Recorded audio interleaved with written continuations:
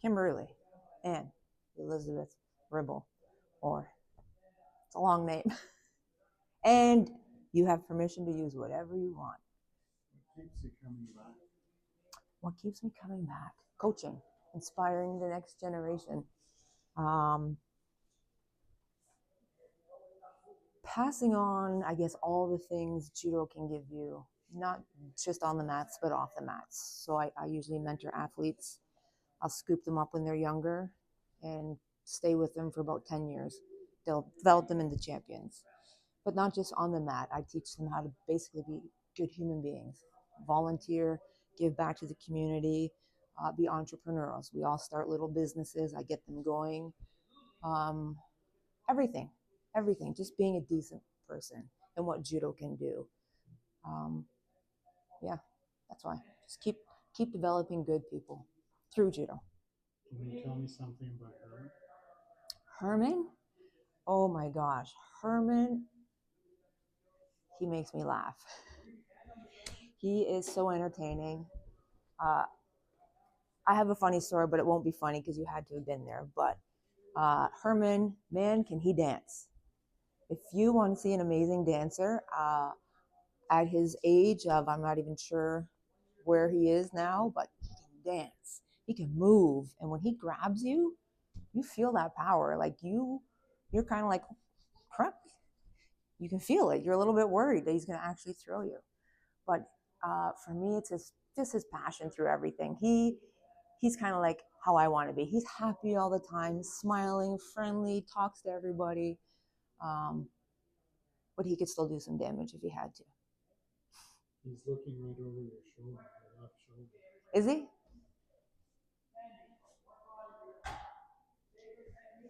I would love to share the story about how judo literally saved my life. Oh, that would be amazing. Yeah, I don't know if you heard or if you had the chance to read the article. Okay, I'll give you the Reader's Digest version. I had a bad car accident, 2006, and at the time I had an undiagnosed head injury. I was getting physio. I went into the physio. I said my headache was killing me, like I really was dying with the head pain. He said he could cure it with acupuncture. I already made it clear I was not comfortable with acupuncture, but you know, when you are dying in pain, you're desperate. So the guy said, I know a magic spot that will cure your headache. I said, go for it. Long story short, he put the needle so far in my chest, he punctured my lung. He almost punctured my heart, but he punctured my lung. I went home and I knew something was wrong right away, but you know, I'm stubborn. So I took my daughter to the show. Called my husband, who was on duty as a police officer, and I said, something's not right. There's something going on. And went back to the therapist and I told him my symptoms.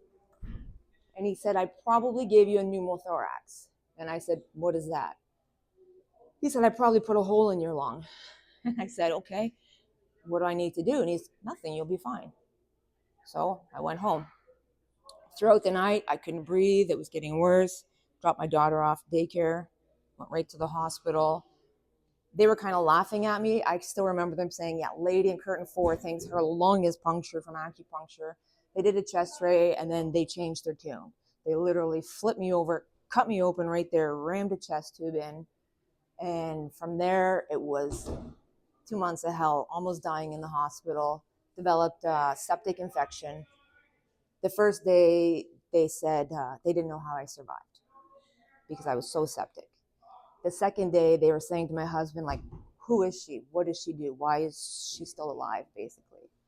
So my husband explained I was an athlete in judo. They were like, what's judo? So he had explained it's kind of like fighting.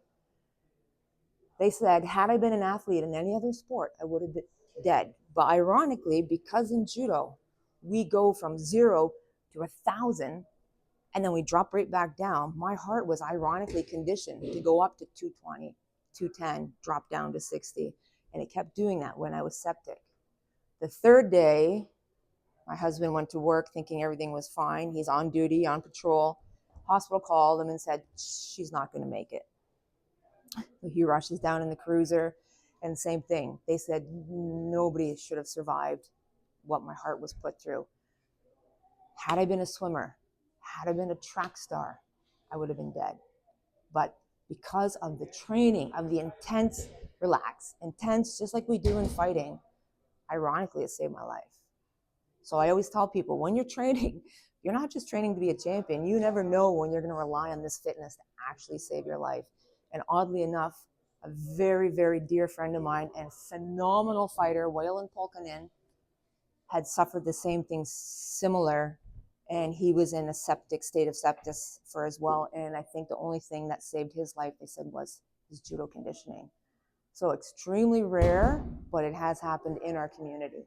Hi, my name is Kimberly. Nice to meet you. What did you first think of this phenomenal athlete when you first met me? Raw talent, clumsy, awkward, but great potential. What would you say was my biggest weakness? Stubborn. Some people call that a strength. I Not- call it a strength. Okay, No. what was my biggest strength? Dynamic will to win. Never give up attitude. That's hard to teach.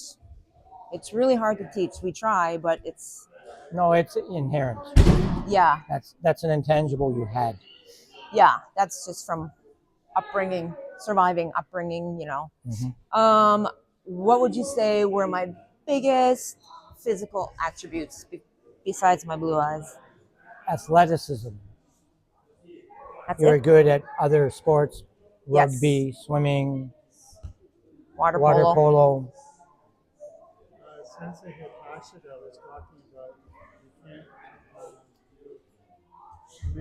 you can't She had intangible drive, that never giving up, and even under duress, to find a way, the will. It's basic judo principle.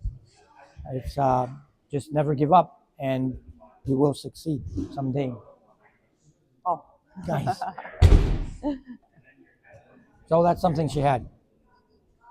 and like we said, it's hard to teach. We try and teach it, but Sensei obviously had it as well.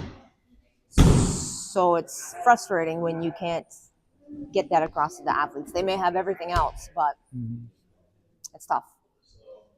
My name is Małgorzata Lampman. It's okay to videotape me. And actually, I don't know why you are videotaping me.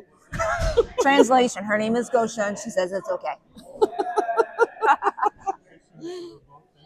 Oh, well, Which one? The one you were sneezing in my sleep while I was lifting you? or when I was so high on cough medicine. That we don't, yeah. So, a couple funny stories. I seem to be sick a lot when Yeah. I'm sick a lot all the time. But we were competing, and she had me in a lift.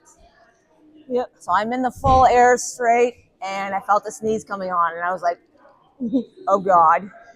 So I just kind of buried my face in her armpit and sneezed into her armpit. And no one knew. Nobody knew. She was so steady. We didn't even rock, nothing. Judges didn't know.